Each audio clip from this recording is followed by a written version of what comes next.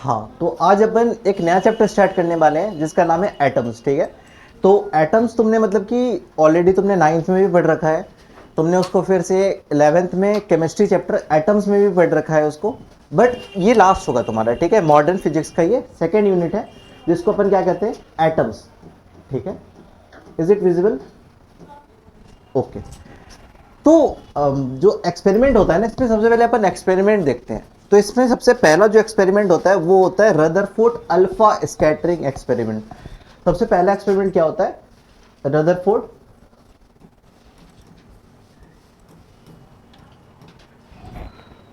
Rutherford alpha scattering experiment. Rutherford alpha scattering experiment. ठीक है, but ये रदरफोर्ड का अकेला का ये मतलब कि एक्सपेरिमेंट नहीं था। रदरफोर्ड के अंदर दो साइंटिस्ट और भी काम करते थे जिनका नाम था एच गीगर और अर्नेस्ट मायर। एच गीगर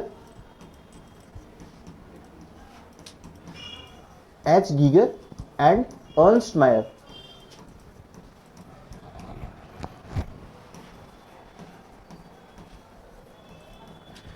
और इन्होंने ये एक्सपेरिमेंट जो कंडक्ट करा था वो कंडक्ट करा था 1911 में। ठीक है, रदरफोर्ड एक बड़े इंसान थे, मतलब कि मान ले कि वो कंपनी के ऑनर है। ठीक है, और ये दोनों जो है मतलब कि उसके एम्प्लॉय हैं। तो जितने भी एक्सपेरिमेंट कंडक्ट ये सब अगर कराते थे ना, तो उन सब का क्रेडिट रदरफोर्ड को ही जाता था। मतलब ये पैसे वाले इंसान थे। जैसा कि आइंस्टीन के बारे में अगर तुम्हें पता हो, आइंस्टीन ने जितनी भी इक्वेशन दी है, आइंस्टीन मतलब कि बहुत बड़े साइंटिस्ट थे। मतलब कि उनके अंदर में मेनी साइंटिस्ट और वर्क मतलब उसके अंडर में काम करते थे। तो ऐसे ये भी थे। बट अगर तुम निकोला टेस्ला की बात करोगे, he is genius of his own kind. मतलब कि रदर अब जितना मतलब कि निकोला टेस्ला है उतना मुझे कोई नहीं लगता है, क्योंकि वो वन मैन आर्मी था भाई। ठीक है, तो अब देखते हैं भाई, तुमने जितनी इलेक्ट्रोडायनेमिक्स जो तुम पढ़ रहे हो, तुम्हारा आज का एप्पल का मैक चार्जर होता है ना, मतलब कि इलेक्ट्रिसिटी ट्रेवल थ्रू, मतलब कि विदाउट कोई वायर कनेक्शन के जो तुम्हारा फ़ोन चार्ज होता है मैक्सेफ। और फिर अगर तुम्हारे जितनी भी वायरलेस कनेक्टिविटी, रेडियो देख लो, सब उनका दिया हुआ है। ठीक है, एसी टू डीसी। पहले जो आइंस्टीन वगैरह थे वो डीसी करंट सपोर्ट करते थे। ठीक है, डायरेक्ट करंट सपोर्ट करते थे। तो फिर उन्होंने बताया अल्टरनेटिव करंट के बारे में। अल्टरनेटिव करंट ज़्यादा लॉन्ग डिस्टेंस ट्रेवल करता है। सब उन्हीं का ही देना, मतलब आज जो तुम करंट देख रहे हो एसी, उनकी देना। अच्छा, तो ये अल्फा स्कैटरिंग एक्सपेरिमेंट था क्या? अल्फा स्कैटरिंग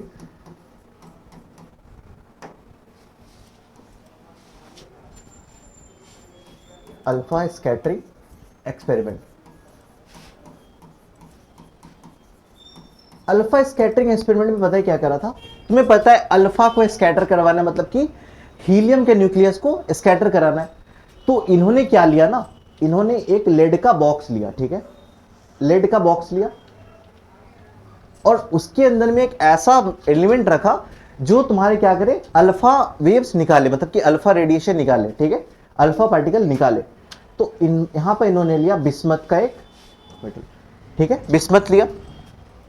अच्छा, बिस्मथ क्या करता है? बिस्मथ मतलब कि अल्फा पार्टिकल इमिट करता है। ठीक है, और इनको इस बिस्मथ को ना इन्होंने ना एक मतलब कि बॉक्स में कैद कर दिया। ये कौन सा बॉक्स था? लेड का बॉक्स था, लेड बॉक्स। ठीक है, लेड का काम क्या होता है? लेड जो रेडिएशन होता है ना उसको एब्जॉर्ब कर लेता है। ठीक है, तो बिस्मथ का काम, बिस्मथ को अंदर पे रखा तो बिस्मथ तो भाई रेडिएशन हर डायरेक्शन में निकालेगा ना, तो इसको कैद कर दिया एक लेड के बॉक्स में। जैसे ही इसको लेड के बॉक्स में कैद करा, अब वेव्स कहां जाएगा? बिल्कुल सामने सामने में जाएगा। ठीक है, अच्छा, इस जो अल्फा जो पार्टिकल जो निकलता है ना, इसका मतलब कि एनर्जी बहुत ज़्यादा होता है। इसका एनर्जी कितना होता है?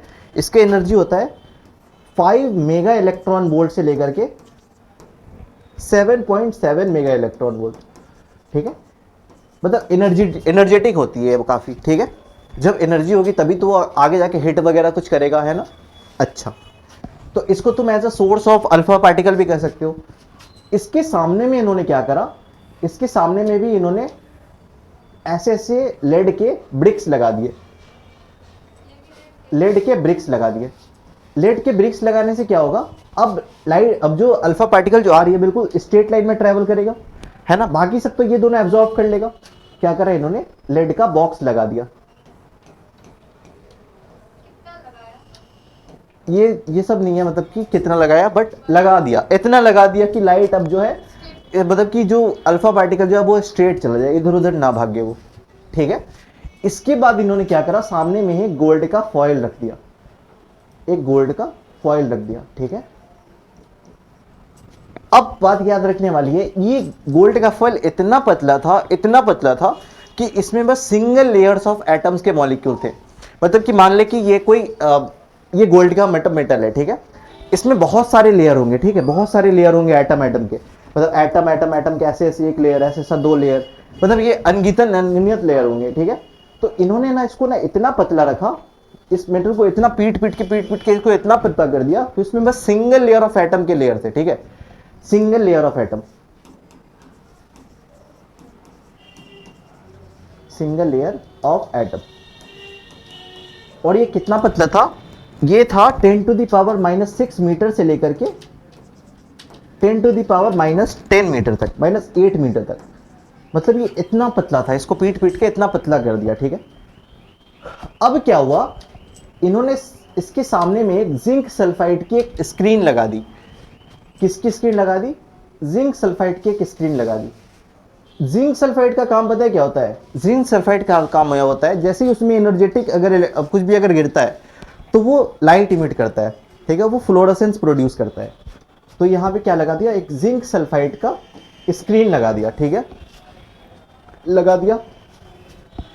अब इस एक्सपेरिमेंट में इन्होंने देखा क्या, ये मतलब कि इसके सामने में एक जिंक सल्फाइड का एक स्क्रीन लगा दिया और इसके साथ में एक डिटेक्टर कनेक्ट कर दिया। डिटेक्टर से क्या होगा, ये डिटेक्ट कर लेगा कि कहाँ पे लाइट वगैरह गया, कहाँ पे फ्लोरेसेंस वगैरह बना। इन्होंने क्या देखा ना, 99% ऑफ जो अल्फा पार्टिकल्स जो आ रहे थे वो बिल्कुल सीधा निकल गए, मतलब ठीक है, मतलब बिल्कुल इस गोल्ड फॉइल को फाड़ते हुए बिल्कुल सीधा निकल गए, ठीक है, बिल्कुल सीधा निकले। और सामने में तुम बैठ के इसको देख रहे हो, चमक रहा है, फिर निकला, फिर चमका, फिर निकला, फिर चमका, फिर निकला, फिर चमका, ठीक है। और कुछ जो है, कुछ मतलब कि वो मैं अभी डेटा दूंगा आगे, कुछ जो है वो 1 डिग्री से डेविएट हुए, मोर देन 1 डिग्री से, मतलब कि 1 डिग्री से ज्यादा डिग्री से डेविएट हुए, ठीक है, 1 डिग्री से ज्यादा डेविएट हुए।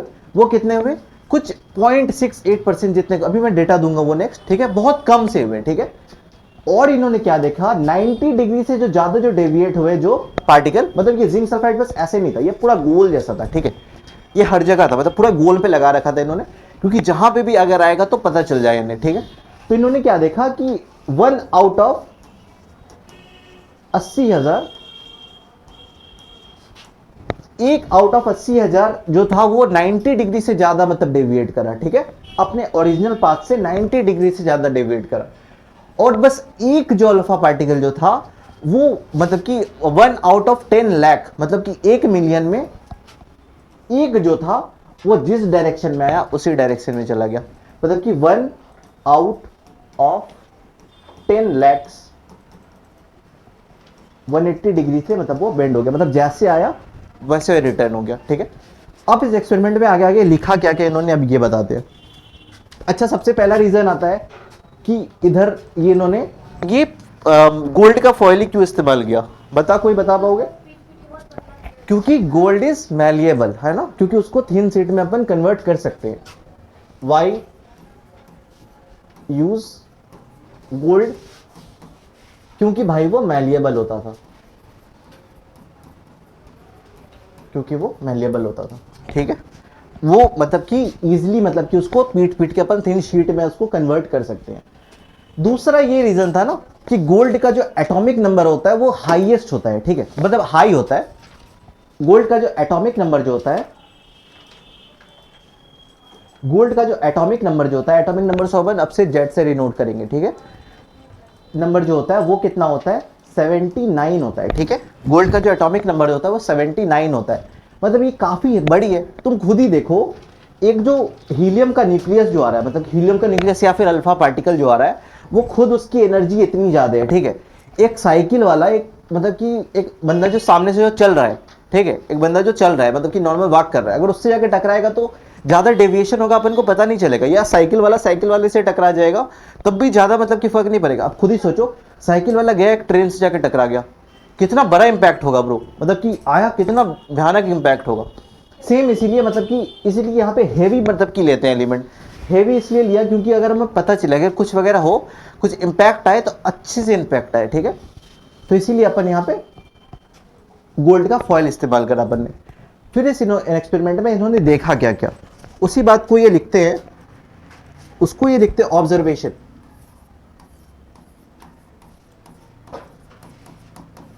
ऑब्जर्वेशन। अच्छा, अब से अगर मैं स्कैटरिंग एंगल की बात करूंगा तो स्कैटरिंग एंगल पता है क्या होगा, ये वाला ही थीटा, जिस एंगल पे स्कैटर करा, ठीक है, ये वाला एंगल थीटा। मतलब कि बहुत सारे इलेक्ट्रॉन 99% जो अल्फा पार्टिकल जो था वो बिल्कुल सीधा सीधा लड़ गया, ठीक है। कुछ जो थे वो 1 डिग्री के ज्यादा से मतलब वो स्कैटर करे, तो इसी को अपन कहेंगे स्कैटरिंग एंगल। अब से आगे मैं अगर बोलूंगा तो तुम्हें पता लग जाना चाहिए स्कैटरिंग एंगल है क्या, ठीक है। तो ऑब्जर्वेशन इन्होंने क्या देखा, सबसे पहला इन्होंने ऑब्जर्वेशन देखा मोस्ट, या फिर बोल सके तो उसको 99.86% ऑफ अल्फा पार्टिकल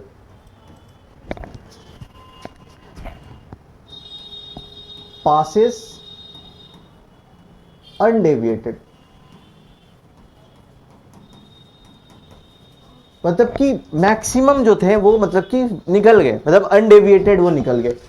और अगर वो डेविएट हुए भी तो उनका जो थीटा जो था वो लेस देन 1 डिग्री से भी कम था। और तुम खुद ही सोच के देखो 1 डिग्री मतलब कि कोई ज्यादा वो मतलब ये नहीं होता, वो 1 डिग्री से भी कम ही बोल रहा है ना। अच्छा, फिर ये लिखते हैं only 0.14% of alpha particle, 14% of alpha particle deviated more than 1 degree, है ना, deviated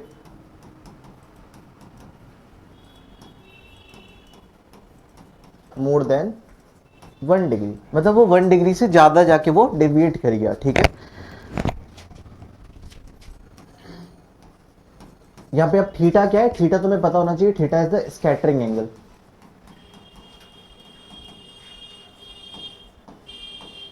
theta is the scattering angle. तीसरा इन्होंने क्या देखा, 1 out of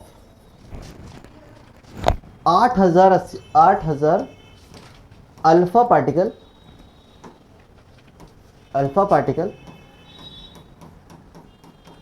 alpha particle deviated more than 90 degree,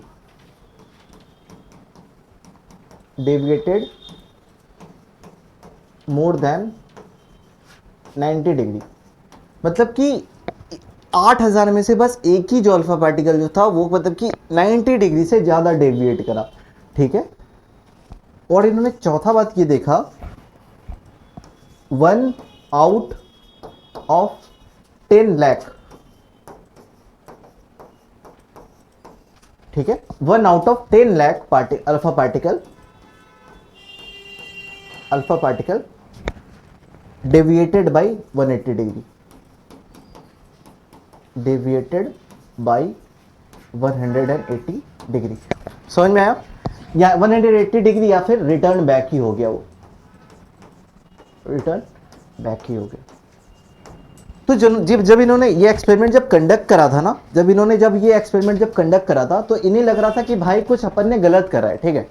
क्योंकि जो गलत क्या करा है तुम खुद ही देखो, 10 लाख में से अगर तुम्हारा अगर छूट फूट के अगर तुम्हें जिंक सल्फाइड के प्लेट पे एक चमक देखा, तुम्हें लगेगा क्या यार भाई ये मक्खी वगैरह बीच में आ गई होगी, उससे टकरा के मतलब अल्फा पार्टिकल इस तरफ स्कैटर हो गया होगा। तुम्हें मतलब कि तुम्हें लगा कि भाई ये एक्सपेरिमेंट मतलब कि ये वाला जो पॉइंट है ना ये वैलिड नहीं है। मतलब कि इससे पहले ना जे थॉमसन साहब आए थे तो उन्होंने क्या बोला था ना कि उन्होंने प्लम पुडिंग मॉडल दिया था। प्लम पुडिंग मॉडल क्या था, प्लम पुडिंग मॉडल था खीर, समझ रहे तो खीर, ठीक है। खीर में जो तुम्हारे जो राइस है ना, जो चावल है वो तुम्हारे पॉजिटिव है, ठीक है। और जो तुम्हारा जो दूध जो है, मिल्क जो है, वो तुम्हारे इलेक्ट्रॉन है, ठीक है। मतलब इन्होंने ऐसा मॉडल दिया था, मतलब ये दिया था कि मतलब ऐसा भरपूर मॉडल दिया था, ठीक है। फिर जब रदर साहब ने ये वाला जब एक्सपेरिमेंट जब कंडक्ट करा तो इन्होंने देखा भाई कि 99% तो भाई ऐसे ही पास हो जा रहे, जब 99% जब ऐसे ही पास हो जा रहे हैं, मतलब कि most of the space inside an atom is empty. तो इन्होंने ये बात से ये कंडक्ट करा मोस्ट ऑफ द पास, थोड़ा कि मोस्ट ऑफ द पास, मतलब कि अंदर में जो ये थे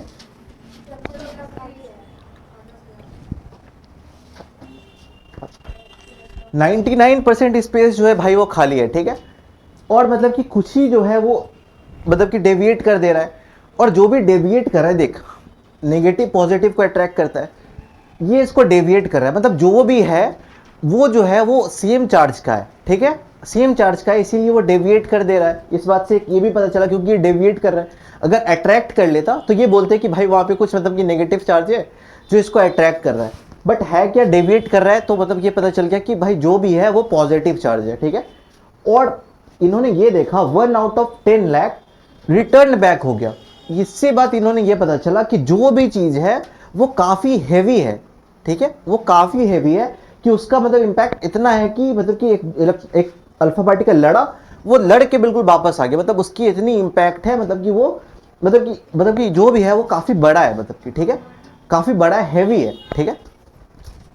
अच्छा, इसके बाद इन्होंने क्या लिखा, इसके बाद इन्होंने एक ग्राफ बनाया, ठीक है, इसके बाद इन्होंने एक ग्राफ बनाया, ठीक है, ग्राफ है, ये ग्राफ है तुम्हारा number of scatter particle detected, number of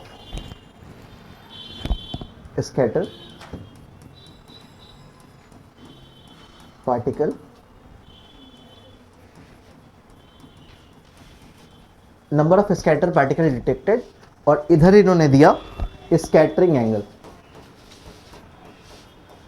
scattering angle, जिसको कि अपन थीटा से भी डिनोट करते हैं। इसका कुछ जो ग्राफ बन के आया वो कुछ ऐसा ग्राफ बन के आया, ठीक है, ठीक है, कुछ ऐसा ग्राफ बन के आया। इन्होंने क्या देखा, फिर इन्होंने मतलब अलग अलग रेंज देखा, मतलब कि 10⁻7, 10⁻6, 10⁻5, 10⁻4, 10⁻2, 10⁻1, और इधर इन्होंने स्कैटरिंग एंगल देखा 20 डिग्री, 40, 60, 80, 100, 120, फिर आते आते 100 ये वाला 180 तक देखा, ठीक है। फिर इन्होंने ये देखा ना कि मतलब बहुत कम जो पार्टिकल जो हैं वो 180 डिग्री से मतलब क्या हो जा रहे हैं, वो मतलब कि डेविएट कर जा रहे हैं, मतलब उनका जो स्कैटरिंग एंगल जो है वो 100 डिग्री जितना है। तो इन्होंने एक बात ये देखा, out of 1 crore alpha particle only 100 deflected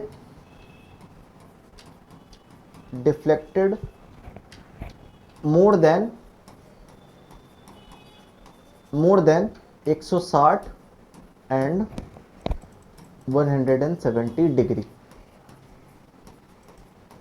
इन्होंने ये बोला 1 करोड़ में से कोई 100 जो जिसका मतलब कि डेविएशन एंगल जो होगा वो मतलब कि 160 या 170 से ज्यादा होगा।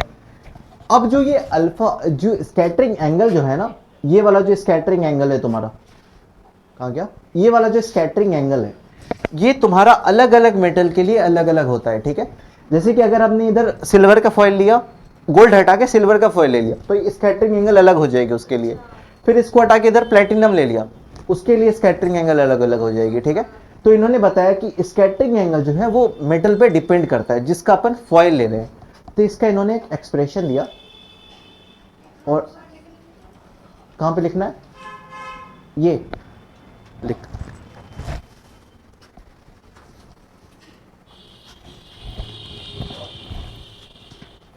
हो गया,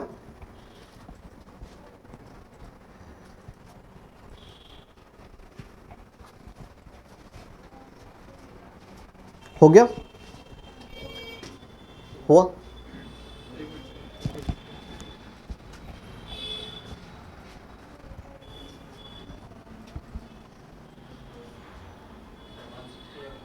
कहाँ 160 एंड 170 डिग्रीज। चल हो गया। अच्छा, अब इसके बाद इन्होंने क्या लिखा ना, इसके बाद इन्होंने बताया कि number of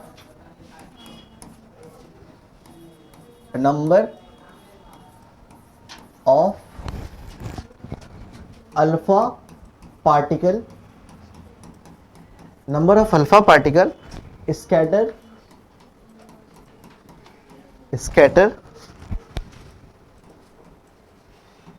eight angle theta. तो इन्होंने स्कैटरिंग की मतलब एक फॉर्मूला दिया, इन्होंने नंबर ऑफ स्कैटरिंग का इन्होंने फॉर्मूला दिया, n इज इक्वल टू के जेड स्क्वायर साइन की पावर 4 थीटा बाई 2। इन्होंने ये स्कैटरिंग का फॉर्मूला दिया। यहां पे n क्या है, n है यहां पे नंबर ऑफ के Z square, yes atomic number का square.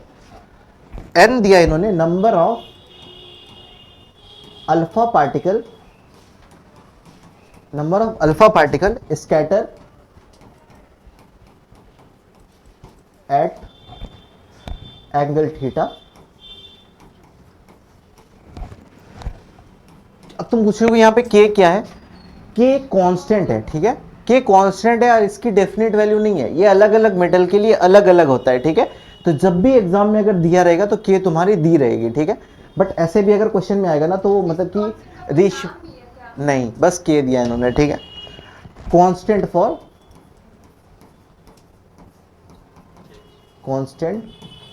For a given foil.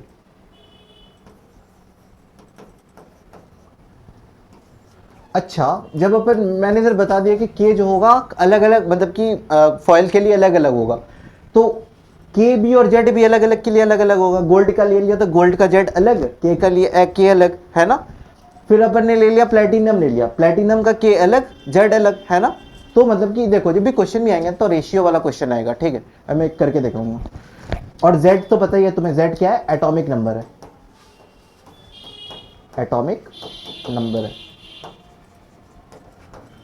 तो नंबर ऑफ स्कैटरिंग पार्टिकल जो है ना, ये वाला जो है नंबर ऑफ स्कैटरिंग पार्टिकल जो है वो किस पे डिपेंड कर रही है, वो डिपेंड कर रहा है के जेड स्क्वायर साइन की पावर 4 थीटा बाई 2, मतलब कि वो एटॉमिक नंबर पे डिपेंड कर रही है, ठीक है।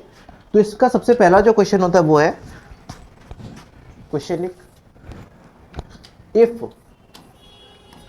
1000 alpha particle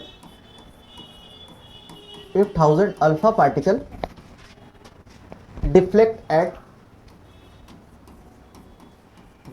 at 60 degree, find the number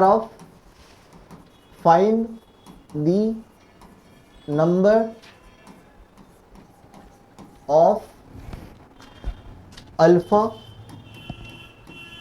particle deflect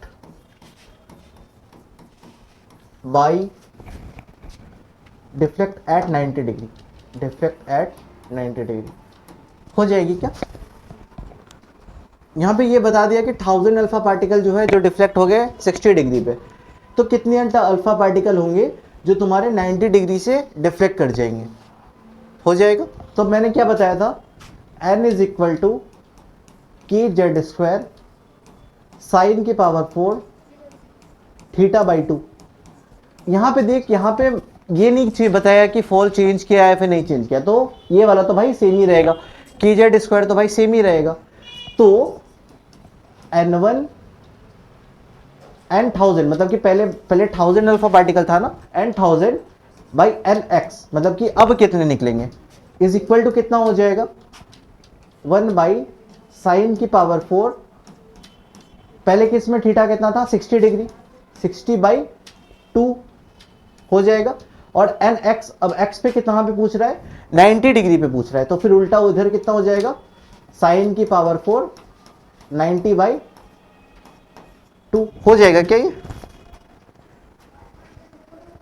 हो जाएगा क्या, ये हो जाएगा। अच्छा, n1000 की जगह पे अपन 1000 ही पुट कर देते हैं, है ना। और nx की जगह पे अपन x पुट करते हैं, कर दिया। अच्छा, साइन की पावर 4 90/2, मतलब कि साइन की पावर 4 45 डिग्री भी अपन लिख सकते हैं, पावर 4 45 डिग्री। अच्छा, और नीचे में साइन की पावर 4 30 डिग्री भी लिख सकते हैं, है ना। अच्छा, अब इधर आ जाता तो 1000, नेक्स्ट पेज ले लेते हैं, 1000/x is equal to sine की power 4 45 degree divided by sine की पावर 4 30 डिग्री। अब साइन की पावर 4 45 डिग्री क्या होगा, मतलब साइन 45 4 बार, साइन 45 का वैल्यू कितना होता है, 1/√2 होता है क्या, तो 1/√2 इंटू 1/√2 इंटू 1/√2 इंटू 1/√2 होगा, हो जाएगा। अच्छा, साइन 30 डिग्री का वैल्यू 1/2, तो 1/2 भी 4 बार, 1/2 1/2 1/2 इंटू 1/2। अच्छा, ये कट के ये काट दिया, ये वाला काट के ये दोनों काट दिया, ठीक है। फिर ये 2 भाई ऊपर चला जाएगा, तो 1000/x इज इक्वल टू 2/1, है ना। तो x मेरा कितना आ गया, 500, मतलब कि 500 जो होगा वो 90 डिग्री से डिफ्लेक्ट करेगा, ठीक है। एक सेकेंड, सॉरी 4 हो जाएगा इधर, 250 से। समझ में आ गया, समझ में आ गया। क्वेश्चन क्या बोला था, क्वेश्चन बोला था कि 1000 अल्फा पार्टिकल जो है वो 60 डिग्री से डिफ्लेक्ट कर रहे हैं। तो इससे पहले मैंने तुम्हें ये बताया था कि कितने कहाँ से डिफ्लेक्ट करेंगे, तो n का फॉर्मूला क्या था, n का फॉर्मूला था kz² साइन की पावर 4 θ/2। ये वाला फॉर्मूला क्या था, अलग अलग स्कैटरिंग एंगल निकालने के लिए, मतलब अलग अलग किसके लिए होगा। और मैंने ये भी बताया था कि स्कैटरिंग एंगल जो होता है, नंबर ऑफ स्कैटरिंग पार्टिकल जो होते हैं वो एटॉमिक नंबर पे भी डिपेंड करते हैं। अच्छा, तो मैंने इसी पे बता दिया, इन्होंने बताया कि 1000 जो था ना वो 60 डिग्री से डिफ्लेक्ट करा, तो अब कितना अल्फा पार्टिकल जो होगा जो 90 डिग्री से डिफ्लेक्ट करेगा। यहाँ पे देख kz² तो भाई सेम ही रहेगा, क्योंकि ये मैंने बता दिया ये अलग अलग मेटल के लिए अलग अलग होता है और वो कांस्टेंट होता है। अगर गोल्ड ले लिया तो गोल्ड का एटॉमिक नंबर भी कांस्टेंट, उसका k भी कांस्टेंट। तो अब ये n डिपेंड क्या कर रहा है, n मतलब कि नंबर ऑफ पार्टिकल डिपेंड किस पे कर रहा है, बस एंगल पे डिपेंड कर रहा है, ठीक है। तो सबसे पहला बोल रहा है जब 1000 हुआ ना, जब 1000 अल्फा पार्टिकल जब डिफ्लेक्ट करा तब एंगल 60 था, ठीक है। तो 1000 इनवर्सली प्रोपोर्शनल हो जाएगा 60 के, 60/2, ठीक है, तो 30 डिग्री हो गया। अब nx पूछ रहा है, अब बोल रहा है कितना नंबर ऑफ अल्फा पार्टिकल जो होगा जो 90 डिग्री से डिफ्लेक्ट करेगा, ठीक है। तो n की जगह पे 90 वाला अपन लिखेंगे, इसी अपन को फाइंड करना है, तो वो भी इनवर्सली प्रोपोर्शनल है, तो उसको ऊपर करा तो साइन की पावर 4 90/2, साइन 90/2 मतलब कितना होता है 45 डिग्री, और ये कितना हो गया 30 डिग्री। बस समझ में आया क्वेश्चन, हाँ कहाँ, यहाँ पे समझाना है, हाय राम, मैथ वाले सर को बोल दूंगा मैं, सर इधर से समझा दो। हाँ बायो है, अच्छा तब बता दो, तब बता देता हूँ। देखो जब साइन स्क्वायर 30 डिग्री है ना, तो इसको तुम क्या लिख सकते हो, साइन 30 इंटू साइन 30 लिख सकते हो। साइन की पावर अगर 10 रहेगा, 30 डिग्री रहेगा, तो साइन 10 बार, एक साइन का 30 डिग्री का वैल्यू कितना होता है 1/2, इंटू फिर से 1/2 लिखेंगे तो कितना आ गया 1/4, तो साइन स्क्वायर 30 डिग्री का वैल्यू कितना आ गया 1/4 आ गया। सेम इसी को मैंने इधर करा, साइन स्क्वायर 45 था, मतलब साइन स्क्वायर 45 4 बार, एक साइन स्क्वायर 45 का वैल्यू होता है 1/√2, तो 1/√2 1/√2 1/√2 1/√2। सेम 30 डिग्री के लिए साइन 30 डिग्री 4 बार, ठीक है, एक 30 डिग्री वैल्यू 1/2 1/2 1/2 1/2, ठीक है। यूट्यूब पे कोई देखा तो क्या बोलेगा भाई। अच्छा चल ठीक है, तो इससे इन्होंने डिस्कवरी किस चीज़ की करा, इससे मतलब कि ये वाले एक्सपेरिमेंट से रदरफोर्ड ने डिस्कवरी किस चीज़ का करा, रदरफोर्ड ने इससे डिस्कवर कर दिया न्यूक्लियस का,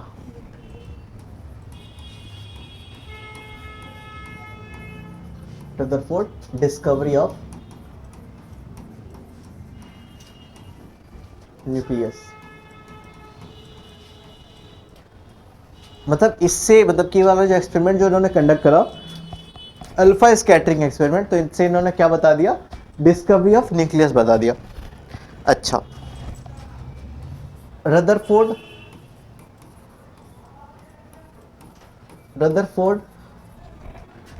न्यूक्लियर मॉडल,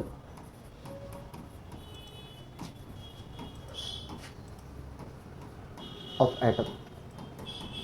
इससे पहले जे थॉमसन साहब आए थे, उन्होंने क्या बोला था, पलंग पुडी मॉडल दिया था, है ना, पलंग पुडी मॉडल। बट रदरफोर्ड बोले कि भाई ये तो वैलिड नहीं है, गलत है वो। अगर वो रहता तो फिर भाई क्या होता, बिल्कुल ही ऐसा, इससे ऐसा नहीं आता, ठीक है। जो 99% जो पहाड़ हो गए ना अगल बगल से, वो पहाड़ नहीं होते, है ना।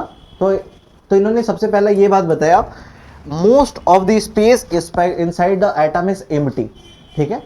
मोस्ट ऑफ द स्पेस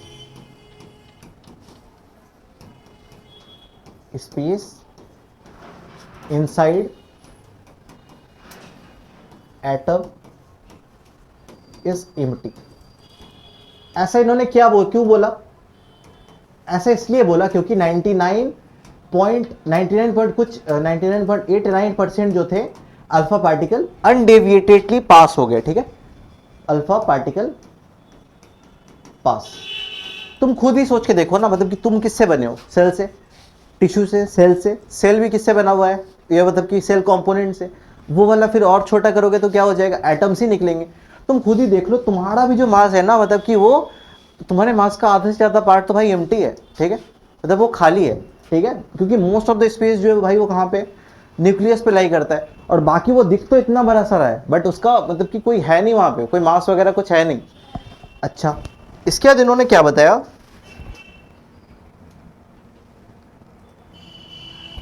इसके बाद इन्होंने लिखा some alpha particle deflect by more than 1 degree, ठीक है। कुछ जो थे वो 1 डिग्री से मतलब कि डेविएट करे। और फिर उन्होंने क्या लिखा, अच्छा ये डेविएट करे तो इसका मतलब जो भी जो चार्ज है इनसाइड में वो पॉजिटिव चार्ज है, ठीक है। इसका मतलब इन्होंने फिर लिखा, this means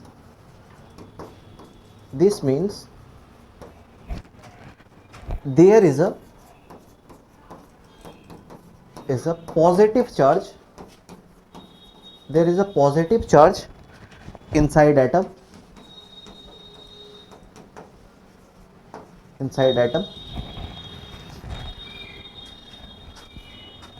and this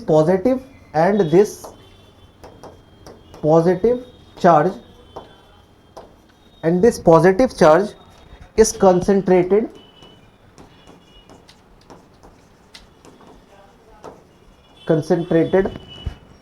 in a very small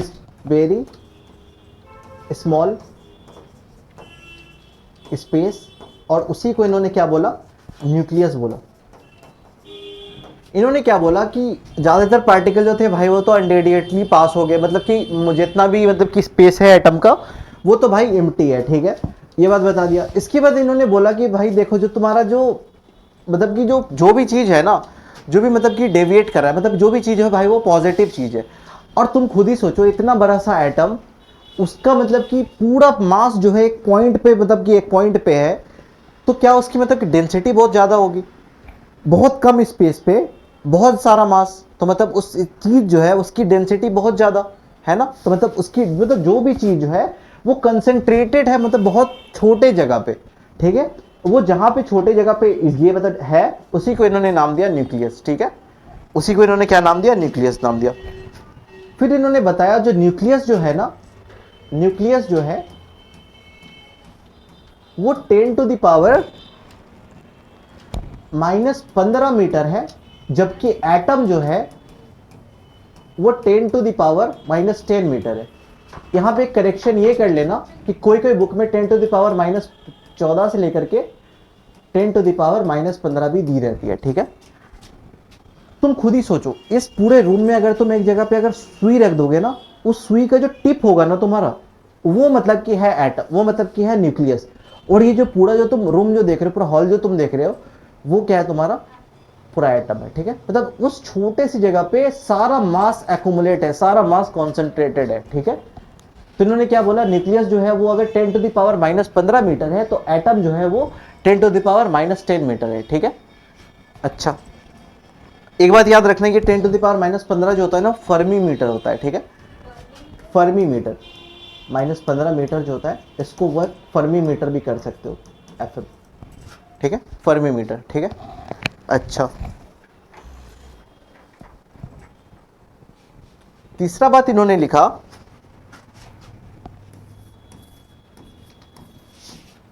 for a foil of different metal,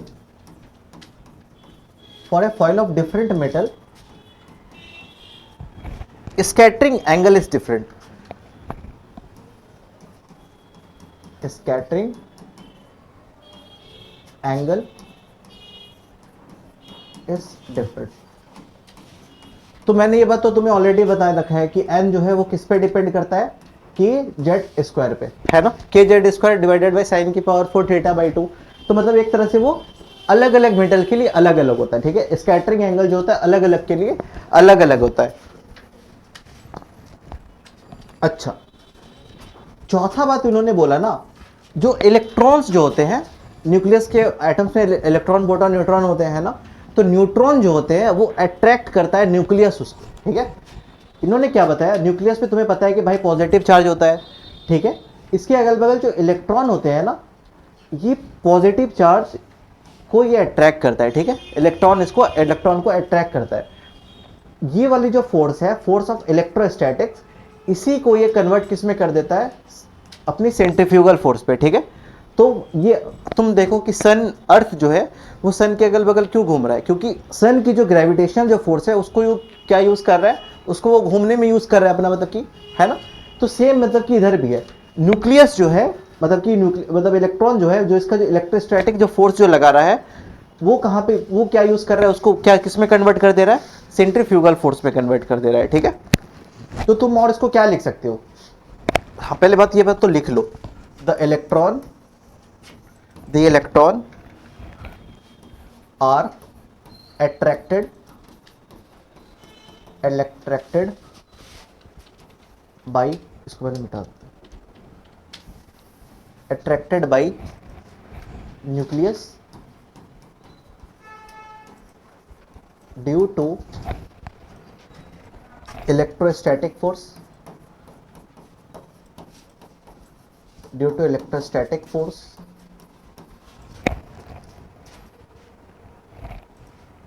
but not pulled towards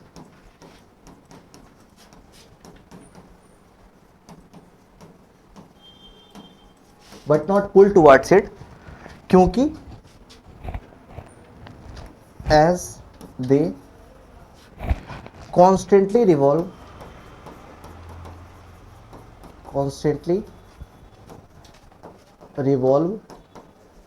in circular path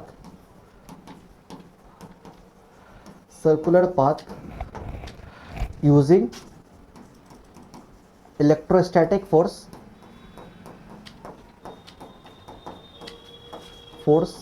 as centrifugal force, centripetal भी लिखते हो, सेंट्रीपिटल फोर्स, ठीक है। तो किसी ने पूछा कि भाई ये इलेक्ट्रॉन जो तो अट्रैक्ट कर रहा है न्यूक्लियस को, अपनी तरफ खींच क्यों नहीं ले रहा है, इसको अपनी तरफ इसको खींच क्यों नहीं ले रहा है।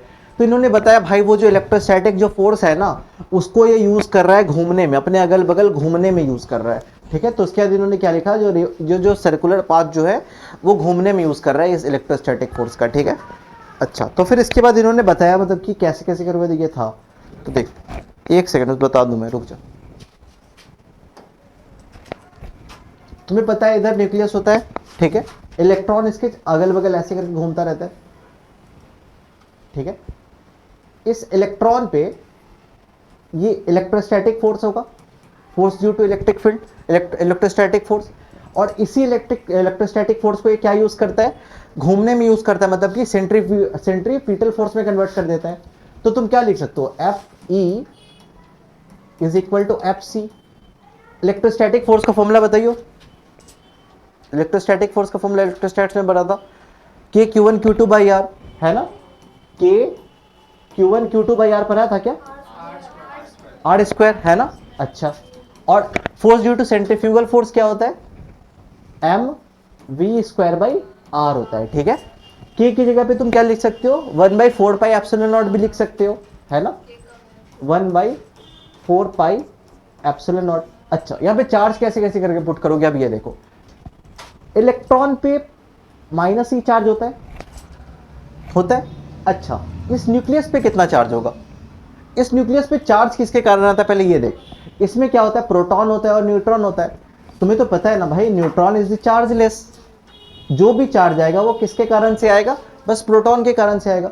और इस पूरे न्यूक्लियस पे कितना प्रोटॉन होगा, जितना एटॉमिक नंबर होगा उतना प्रोटॉन होगा, और एक प्रोटॉन पे मतलब कि प्लस ई चार्ज होता है, तो जितना एटॉमिक नंबर मतलब उतना प्रोटॉन, तो उस पे कितना चार्ज, प्लस जेड ई चार्ज, ठीक है। तो यहां पे अब देख, अब क्यू की जगह पे तुम पुट करना माइनस ई इलेक्ट्रॉन का, जेड ई न्यूक्लियस का, by R square is equal to M V square by R. ये आर सी आर मर गया।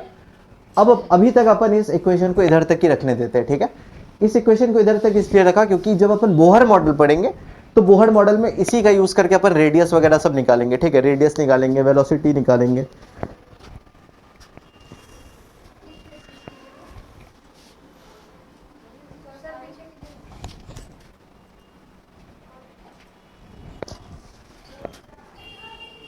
क्या हो, पूछा गया, हाँ,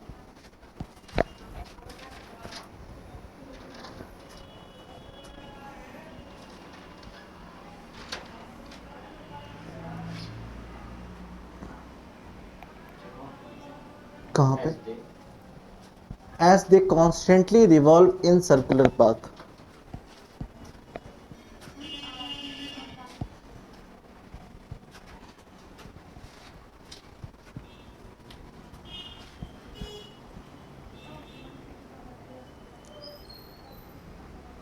हो गया।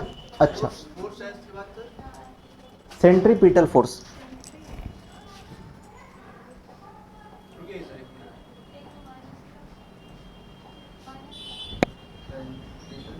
फोर्स, अच्छा। अब इन्होंने बात करते हैं, अब ये बात करते हैं डिस्टेंस ऑफ क्लोजेस्ट अप्रोच, ठीक है।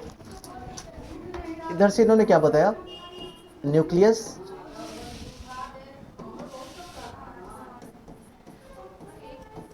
साइज